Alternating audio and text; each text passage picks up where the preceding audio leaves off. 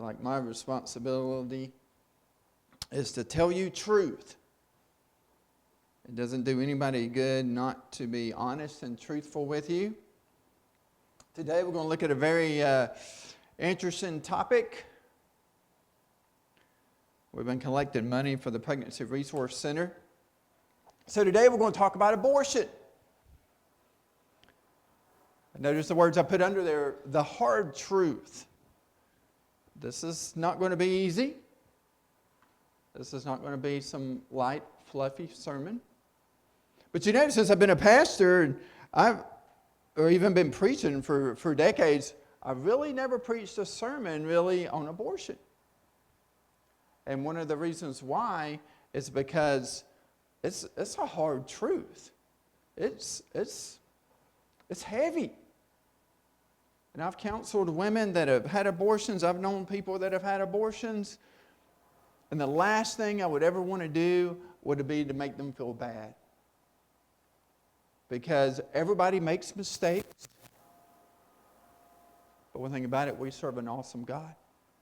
And we serve a God that forgives. He forgives and He heals. Today, the sermon is not about the forgiveness and the healing nature of God. Today, we're going to look about abortion. And I can't come at it lightly. Just buckle your seatbelt, because it's coming full force. Because you need to hear the truth. I think one of the things that have gotten America where it is in such bad shape is that pulpits had quit talking about the truth. It's like, well, what are you talking about abortion for? You should only just talk about what's in the Bible and present Jesus. And that's what we've been doing. So we've been staying away from controversial topics. But if you look at history, you will see, especially even in America, during the Revolution or so forth, you'd be surprised what kind of sermons the preachers were preaching then. They got involved in a lot of the things that were going on. Not supposed to be isolated on an island. But let's jump right in. Abortion, the hard truth. What is abortion? Well, if you go to YouTube, you type in anything about abortion in the title, this little definition will come up to help you understand what an abortion is. Now read it, and it's by the National Library of Medicine. Sounds fancy and sophisticated. Surely they know what it is. An abortion is a procedure to end a pregnancy. It can be done two different ways. Medication abortion, which uses medicines to end the pregnancy. It is sometimes called a medical abortion or abortion with pills. Procedural abortion, a procedure to remove the pregnancy from the uterus. It is sometimes called a surgical abortion. Interesting thing is, you read that, is that all it is? Have your teenagers that don't know much about it read that. Is that all it is? I could give you definitions. I looked at many of them. I decided, well, really, it's just taking a baby and terminating it. That's inside a mother's womb. That's all it is. Simple as that. It doesn't matter how you word it. It doesn't matter how you do it. That is what is happening here. So let's jump in the Bible. What does the Bible say? Some people will even say, even preachers will say, I don't preach on it because the Bible's not clear about it. I first thought, well, once you look in to see what abortion is, to me it's almost like, well, that's common sense. But let's look at some of the passages here. I'll give you Jeremiah 1:5. I'll get you to look up the other ones. We'll look at a passage in Psalm and Exodus. But Jeremiah 1:5, I'll put it up there for you. Before I formed you in the womb, I knew you. Before you were born, I set you apart. I appointed you as a prophet to the nations. Then we'll look at Psalms 139, 13 through 16. For you created my inmost being, you knit me together in my mother's womb. I praise you because I am fearfully and wonderfully made. Your works are wonderful. I know them full well. My frame was not hidden from you when I was made in a secret place, when I was woven together in the depths of the earth. Your eyes saw my unformed body. All the days ordained for me are written in your book before one of them came to be. That's Psalm 139. Then we'll also look at Exodus 21.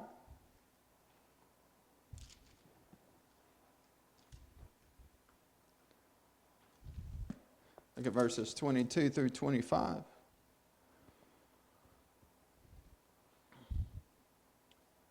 If men who are fighting hit a pregnant woman, and she gives birth prematurely, but there is no serious injury, the offender must be fined whatever the woman's husband demands and the court allows. But if there is serious injury, you are to take life for life. Eye for eye, tooth for tooth, hand for hand, foot for foot, burn for burn, wound for wound, bruise for bruise.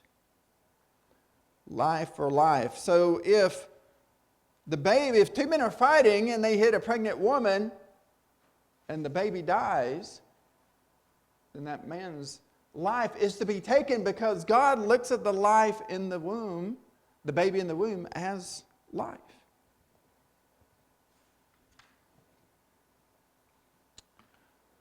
Or does the Bible say abortion is the taking of an innocent life? But then there should be some exceptions, right? What about rape and incest? That's the argument that we hear.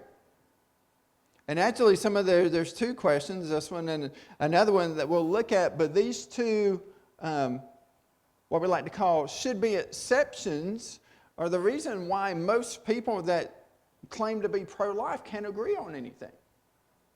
Oh, when does life begin? Should it be a heartbeat? Should it be 6 weeks? Should it be 9 weeks, 12 weeks? We can't decide on anything because we want to make sure. It's so important to leave these room for exceptions. What about rape and incest? Well, first of all, I don't know if you can see it, it's a little small. That's our next one. It's a little small on the chart, but I'll read it to you. First of all, rape and incest does not make up many abortions at all. So when you hear that excuse, well, rape and incest, we've got to have some exceptions there. Okay, that is a very, very, very small amount. They did a survey. What was your reason for having an abortion? And this is what it was. 74% said having a baby would dramatically change my life. 73% said can't afford a baby now. 48% said don't want to be a single mother or having relationship problems. 38% have completed my childbearing. 1% said that they were a victim of rape. 0.5% was a result of incest. So of all the abortions, you can't even really argue but except for 1.5%. That's not that many. I was about 18 or 19. I might have told some of y'all this before. I had a pastor friend who asked me what was my opinion on abortion. That was a long time ago. Things were different then. That's when the abortion argument was starting to get more popular. But I didn't know that much about it. And I said, well, I really don't know. And he pushed me a little bit more. Well, what about in this situation, that situation? Where do you stand? It's like, I really don't know. I'd have to investigate a little bit. I can't say one way or the other. Should the woman have the choice? Should it be illegal? I don't know. So he popped in a VHS video. It's called The Hard Truth. I was going to show you the introduction of it. The guy talks for about 2.5 minutes, and it gives you a preface of what the video is about. And what it ends up being, it just shows videos and pictures to a song after the introduction. And what happened, this was back maybe in the 80s or so forth. They went to an abortion clinic in Houston. Went behind the abortion clinic. Started going through the dumpster. Pulled out things in the dumpster. And we're taking pictures of them.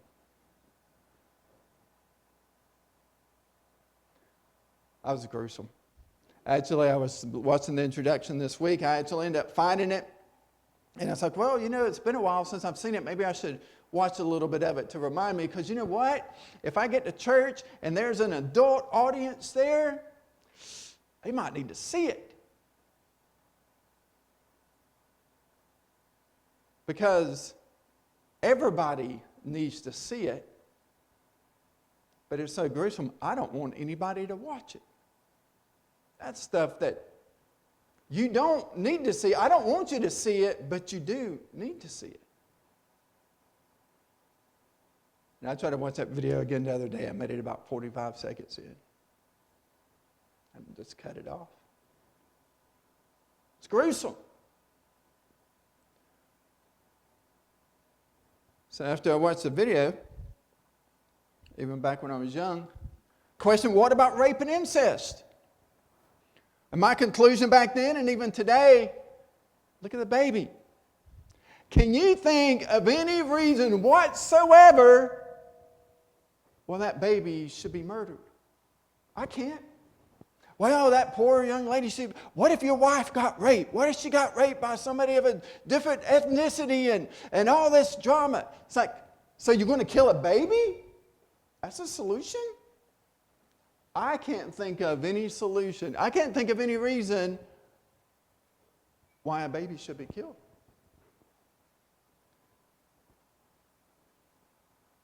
Rape or incest. And one thing I've learned from counseling, and the abortionists, or the pro-abortion people, they like to come up with a scenario. Well, imagine this 10-year-old girl. Maybe they'll find one girl. 10-year-old girl that was raped by her father and now she's pregnant. She shouldn't have to bury that kid. It's not good for her. It's not good for society. It's just not good for anybody. That kid just needs to disappear. And they can do that. They can make him disappear. But from counseling women, what I've learned, that will never leave that girl. She will carry that the rest of her life. And it's amazing because people that have contemplated abortion and did not go through with it very seldom regret having their kid. You get story after story. I'm so glad I had my kid. It's so hard and it cost me a lot and it was challenging, but I'm so glad I had my kid. But I don't know if I've hardly met anybody that said, later on, years down the road, they might do it the next week or two, glad that's over with, but it doesn't go away. So they have to live with that regret. I talked to a lady, she was probably 45, 50 years old. She had an abortion when she was 18, and since then, she just gave her life to God. She had 2 or 3 kids in her family, and just a good family, and life was good for her, yet she still carried that with her. And God can forgive you and will forgive any of us, even if somebody has an abortion. But you still carry that with you. A more difficult question, what about to save the life of a mother? Dr. Irvin Kushner, president of obstetrics at the UCLA School of Medicine, when testifying before the U.S. Senate, was asked how often abortions are necessary to save the life of a mother or to preserve her physical health. His response, in this country, about 1%. That was back in 1981. Other medical professionals go further, saying that abortion is never necessary to save the mother's life. Over 1,000 OB/GYNs and maternal health care experts signed a statement in 2012 saying in part, as experienced practitioners, however you say that, and researchers in gynecology, we affirm that direct abortion, the purposeful destruction of the unborn child, is not medically necessary to save the life of a woman. Further, in 2019, medical leaders representing more than 30,000 doctors said intentionally killing a late-term unborn baby in an abortion is never necessary to save a mother's life. So it's very interesting because it's a lot of the more conservative people and the politicians, that's what we're fighting over. Well, we've got to have these exceptions. You've got to have these exceptions. In many cases, when the health of the mother is at risk, an early induced delivery of the baby or a C-section is performed. And most of us probably know people that have had that happen to them. Well, they were having complications. They had to go ahead and take the baby. very rarely, it's extremely rare, if any, that a baby must be aborted to save the life of the mother at all.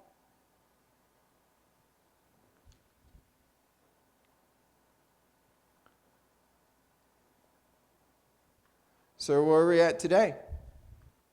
Where are we standing today on abortion? Well, you know what the Supreme Court decision was, and we're all excited about that. That's good. And more or less the Supreme Court decision is that the states can decide, because for now states can make laws against abortion, and they can set the parameters.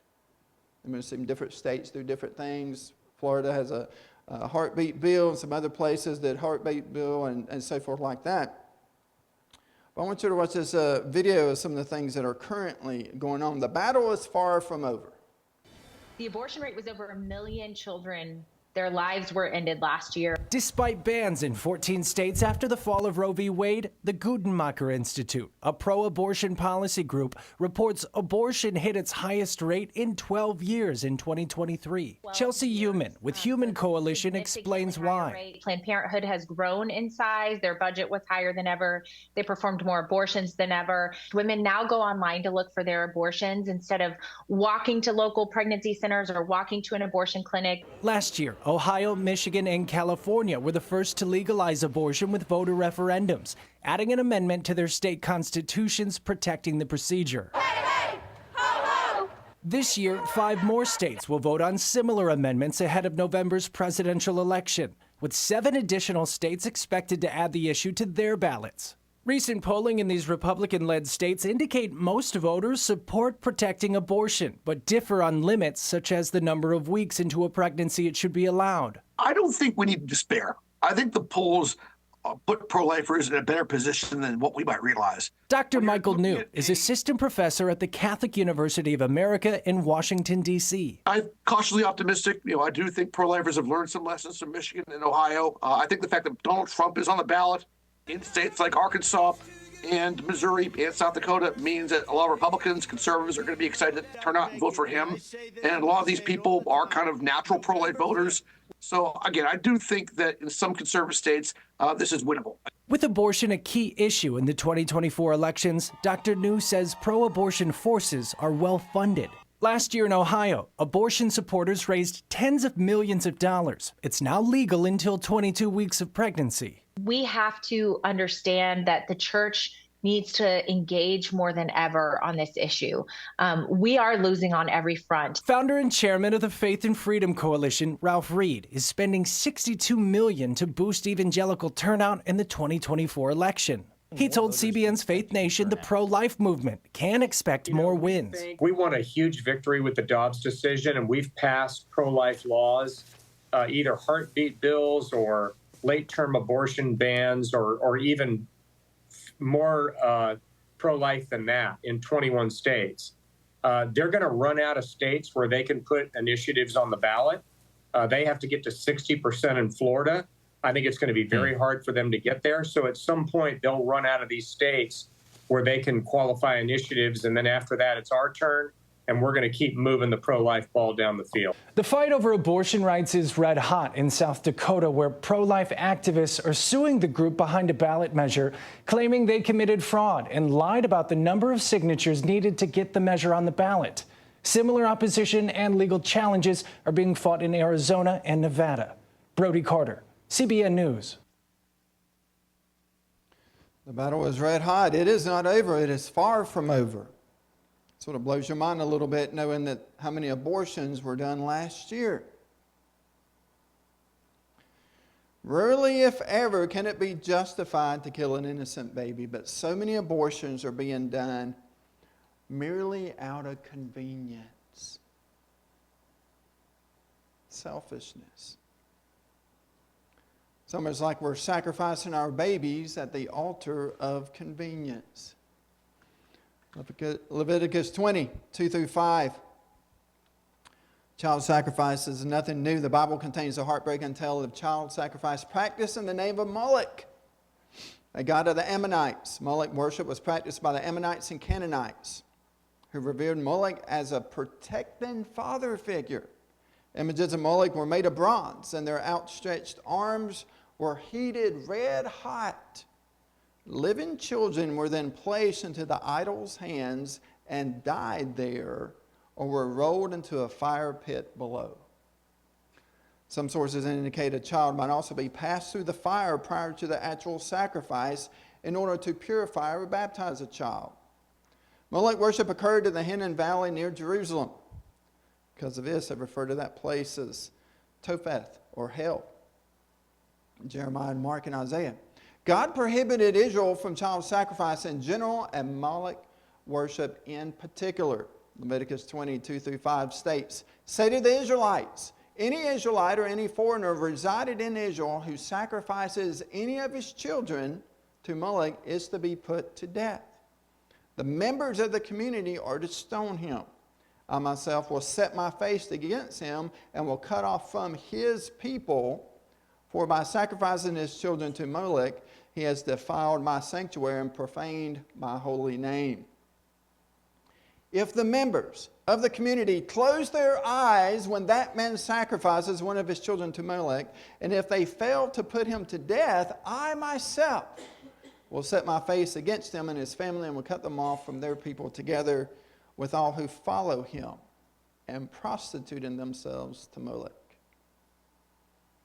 Many other Old Testament passages affirm God's zero tolerance for child sacrifice. So, well, that's a little leap. Abortion and child sacrifice, but if abortion is murder, then what would you call it? Bill Maher, I don't know if you've seen this or not, this was very interesting. I guess he's a comedian, but he's into politics. Anyway, he was in a discussion about this, and listen to what he says about abortion. I can respect the absolutist position. I really can. I scold the left on when they say, oh, you know what? They just hate women. People who aren't pro-life, pro-choice, they don't hate women. They just made that up. They think it's murder. And it kind of is. I'm just okay with that. I am. I mean, there's 8 billion people in the world. I'm sorry, we won't miss you. That's my position on it. What? That's quite harsh, Bill. Yeah, exactly. I'm not Is sure that not your position if you're pro-choice? Isn't that mainly because you don't like children? I mean, Yeah, No, exactly. no. I mean, but if you are, you said you're pro-choice. That's your position too. Yep. Because that is what it is. And if you wanted more evidence of this, well, how did the Satanists respond to this? That's a question you should wake up every morning and ask yourself. How did the Satanists respond? Well, it's very interesting that the Satanic Temple is very active in fighting for abortion rights, even here in Texas. They're taking it to court in a number of different places, but here in Texas is probably the most famous right now. The Satanic Temple asserts medication abortion is a religious right. Satanic Temple is fighting for abortion rights in Texas. In fact, they believe it so strongly, if you can read that, the Satanic Temple opens online abortion clinic named after Samuel Alito's mother. Because what has happened now, they changed the way they do the abortions. Back in the 80s, you could go behind an abortion clinic and go through the dumpster. Truth got exposed. So now they do it different. Now there's no evidence. They're able to dispose of it in ways where you can't recognize anything. And now they even come up with the way, it's amazing how the Supreme Court, we thought it was a huge win for us, but for them, they didn't just stop and said, okay, we got defeated. For them, it's like, okay, well, let's figure out a different way.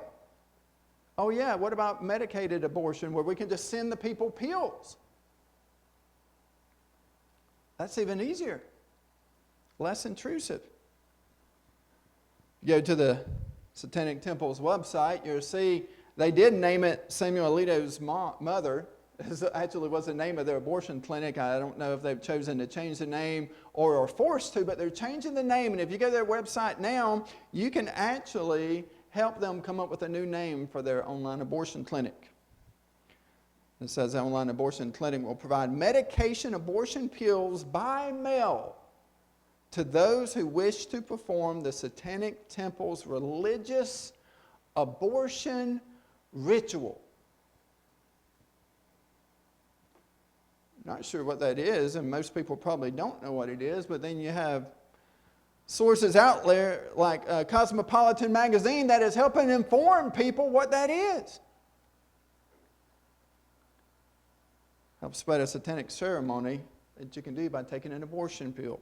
The Post showed a series of slides elaborating on the steps of how to have a ritualized abortion ceremony as prescribed by the Satanic Temple. This included steps such as staring at one's reflection before taking an abortion pill and saying one's body is inviolable, subject to one's own will alone. The ritual is later concluded by declaring, this is very interesting, by my body, my blood, by my will, it is done. Slides also attest one can include as many loved ones as they like, or do it solo and light candles, or even dress up, whatever makes them feel empowered. And here's the post by Cosmo. I know you can't read it, the print is a little small.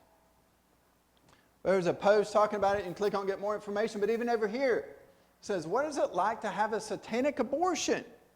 That's a question everybody wakes up in the morning asking themselves.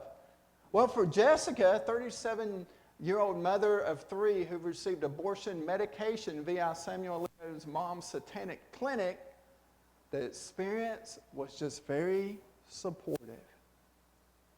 While she's not a Satanist, Jessica decided to incorporate a few ceremonial elements into her solo abortion experience.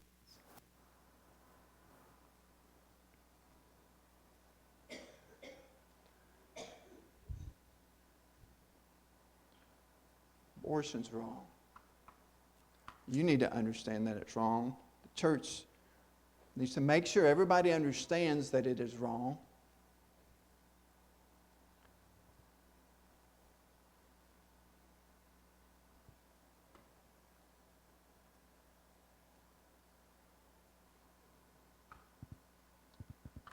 A video I was talking to you about earlier that I'm not going to show you, but maybe everybody needs to see, but it is very disturbing.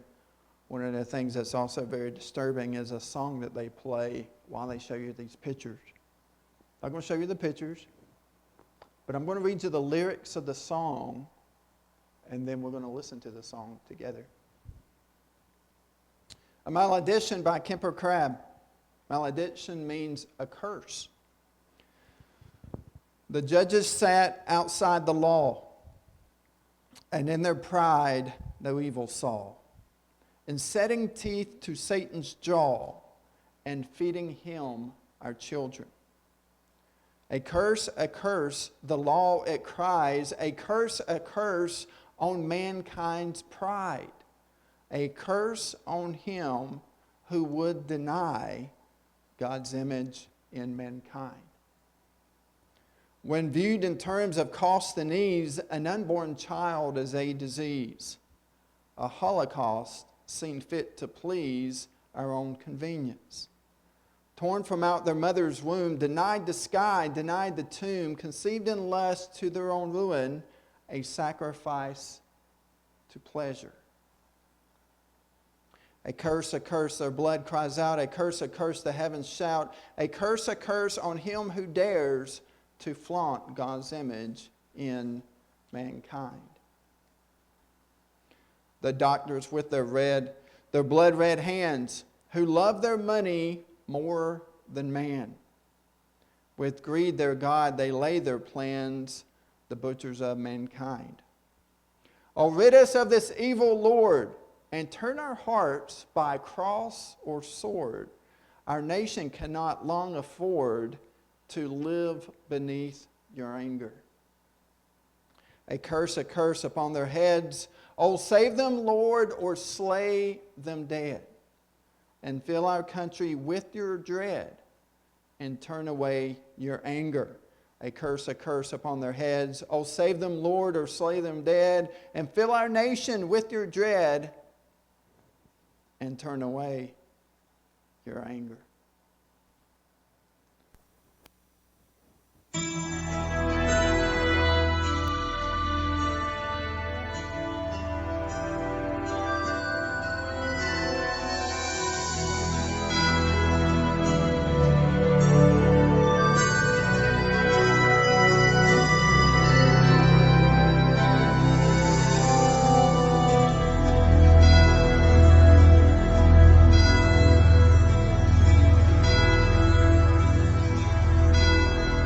Judges sat outside the law, and in their pride no evil saw, in setting teeth to Satan's jaw, and feeding him our children. A curse, the law it cries, a curse on mankind's pride. A curse on him who would deny God's image in mankind. When viewed in terms of cost and ease, an unborn child is a disease. A holocaust seems fit to please our own convenience.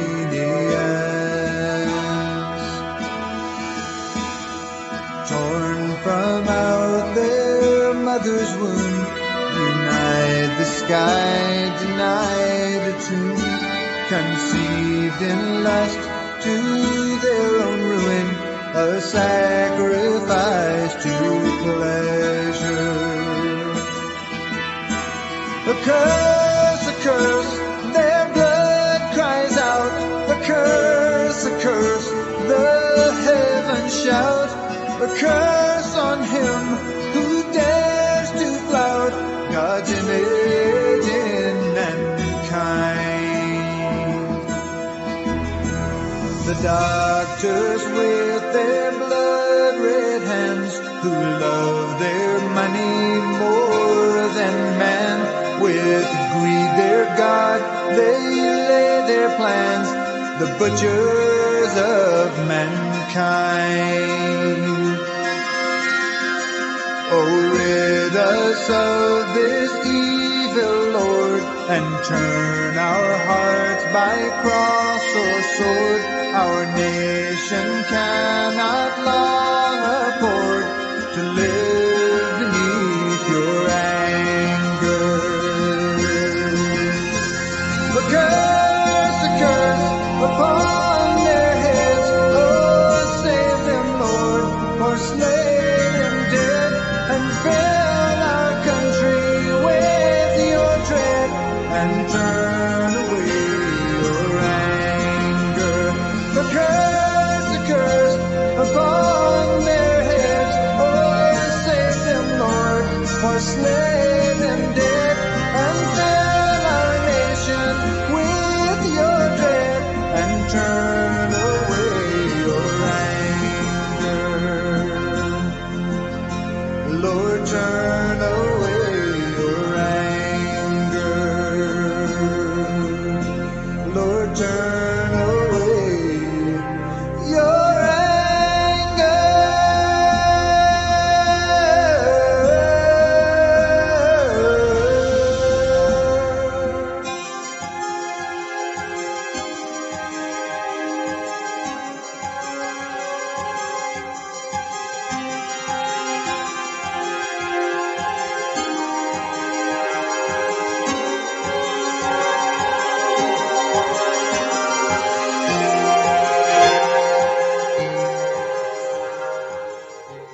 The sermon today is intended to scar you a little bit. And hopefully you can't watch some of the things and hear some of the things we talk about and not get touched a little in your heart. But imagine what this does to God, the creator of life.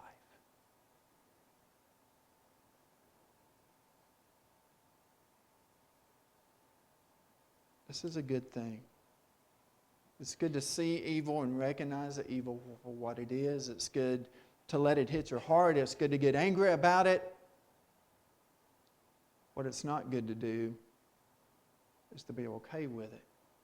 That it doesn't bother you enough to do something about it.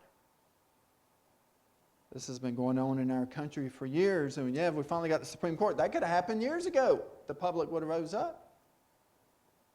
And even today, abortions are getting even more common, even after the Supreme Court decision. Well, it's just politics. It's just something else. No, this is truth here. Innocent life taken. God will hold our nation accountable. I have no doubt about that. He will hold His church accountable. But if we have breath, we can still do something. Pray as an individual, pray as a church. What would you have us to do, God? What can we do to make a difference? What can we do that you can use us to do great and wonderful things?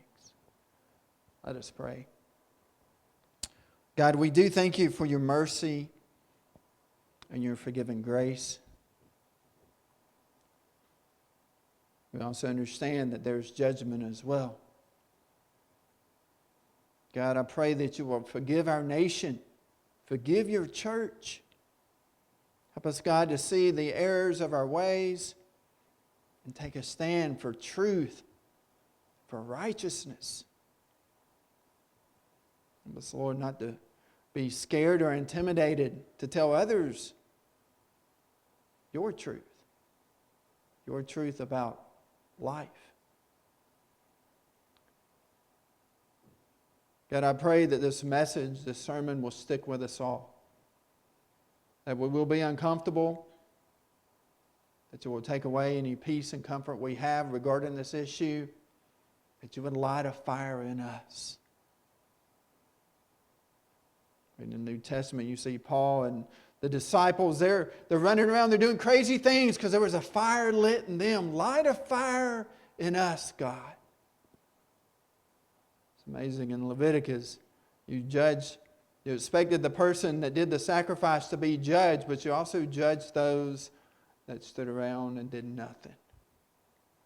Empower us, give us courage and boldness that we will not be a people that does nothing.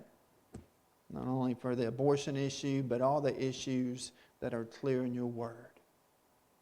You guide and you direct. In Christ's name I pray. Amen.